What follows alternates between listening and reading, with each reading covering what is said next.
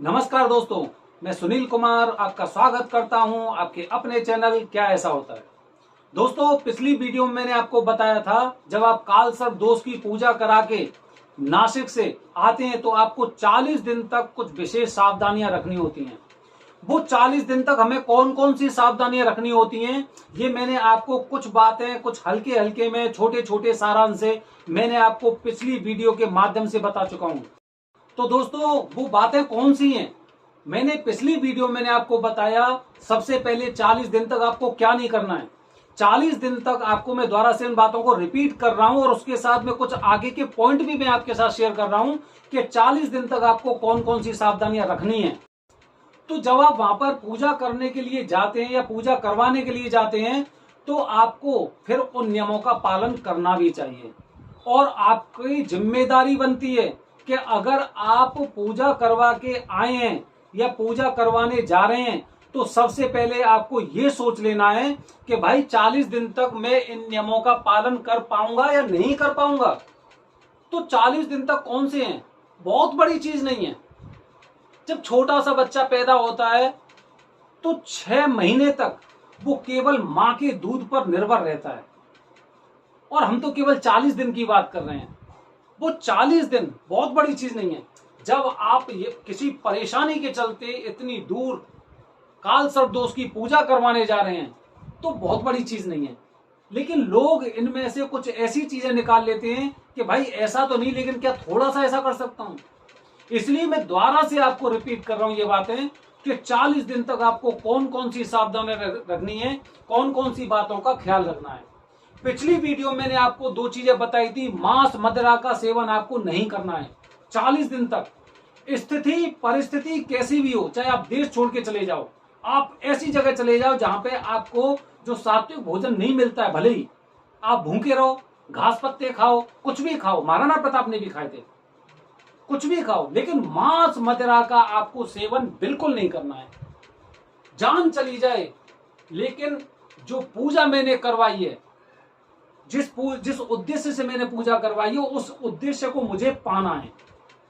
कुछ भी हो जाए, 40 दिन तक मैं मांस मदिरा का सेवन नहीं करूंगा और नहीं करूंगा। चाहे कोई से भी लोक में आप चले जाओ, लोग कहते हैं मैं विदेश चला गया, वहां पे हमें सात्विक भोजन नहीं मिलता है, तो भैया वहां से लौट आओ।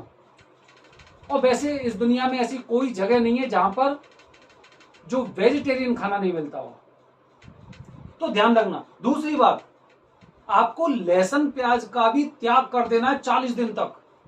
40 दिन तक आपको लहसुन प्याज का बिल्कुल इस्तेमाल ही नहीं करना है।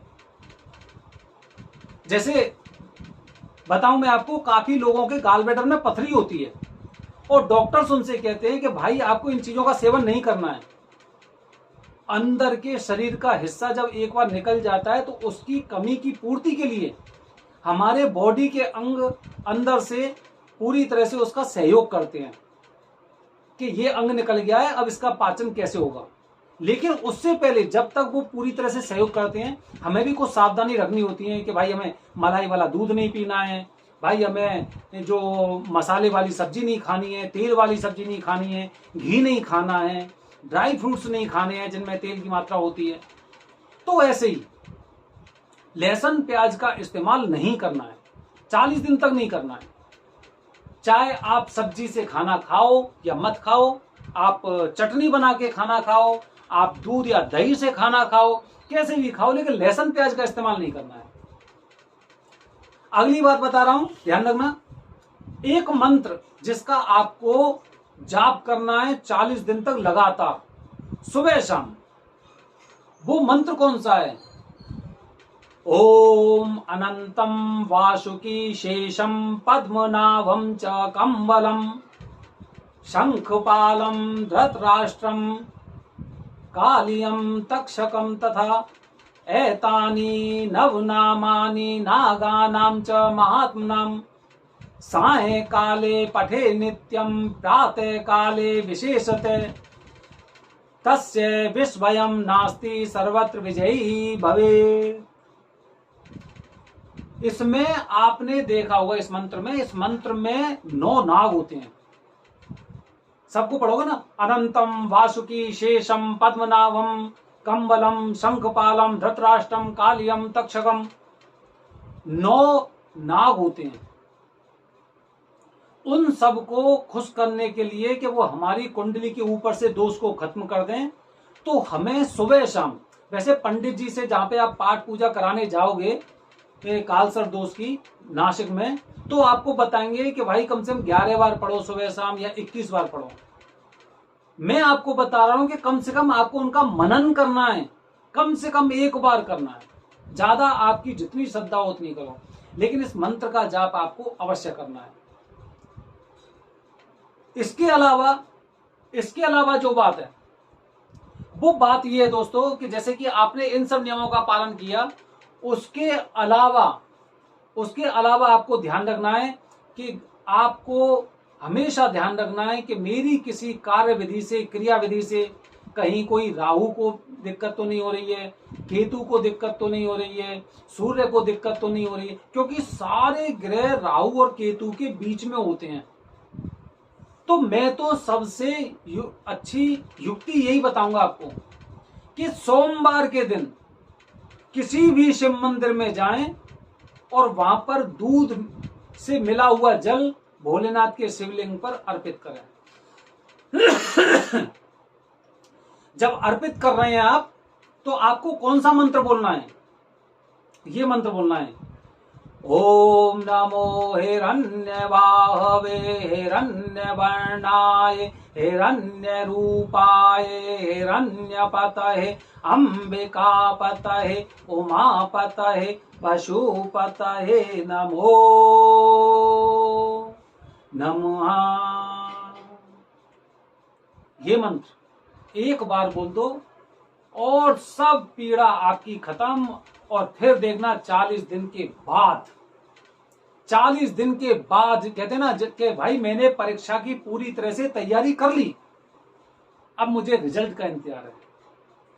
और इंतजार करने की आपको आवश्यकता ही नहीं है, आपको तो खुद महसूस हो जाएगा कि हाँ मेरे कार्य बन रहे हैं। क्योंकि जो भक्ति, जो श्रद्धा होती है ना, उसमें बड़ी शक्ति होती है। जैसे आप यहां से और वहां पे गए नासिक त्र्यंबकेश्वर, वहां पे आपने पूजा करवाई भक्ति भाव से, उसके बाद आपने 40 दिनों के जो नियम थे उनका एकदम बखूबी आपने उनका पालन किया, तो फिर फल तो अच्छा मिलना ही है। फिर आप फल की चिंता मत करो, वो तो मिलना ही है, वो तो सत्य है। और जो फल मिलेगा आपको वो ऐसा मिलेगा कि आप अपने आसपास के कम से कम 4 लोगों को बताओगे कि भाई अपनी कुंडली में, अपने बच्चे की कुंडली में एक बार कालसर्प दोष दिखवा ले, है तो नहीं, और अगर है ना तो तुझे वहां पे जाना है, किसी के भटकावे में मत आना, केवल जाना है नासिक त्र्यंबकेश्वर, और त्र्यंबकेश्वर बाबा के पास ही जाके और आपको उस पूजा कालसर्प दोष की पूजा करानी है। ऐसी चैन बनती है। आप ये जानकारी किसी और लोगों को दोगे, उसके कष्ट दूर होंगे और आपका उद्देश्य पूरा होता जाएगा।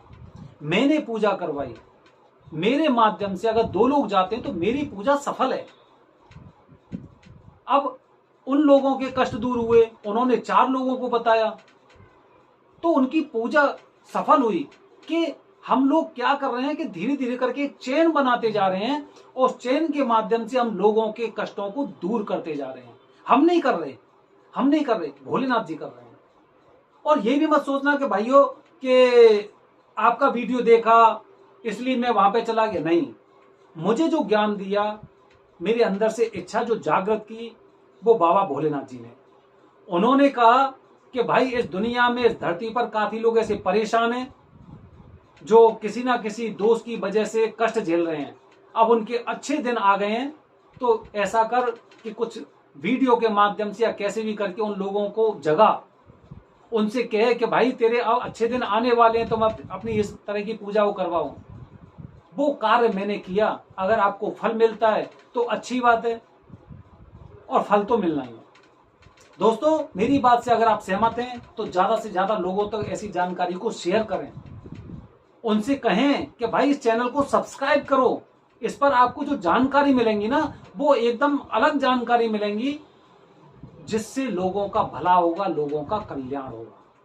हम सनातन धर्मी हैं, सनातन धर्म में विश्वास करते हैं, वही चीजें हमने जी हैं, उन्हीं में हमने जन्म लिया है और उन्हीं को हमें फॉलो करना है। धन्यवाद दोस्तों।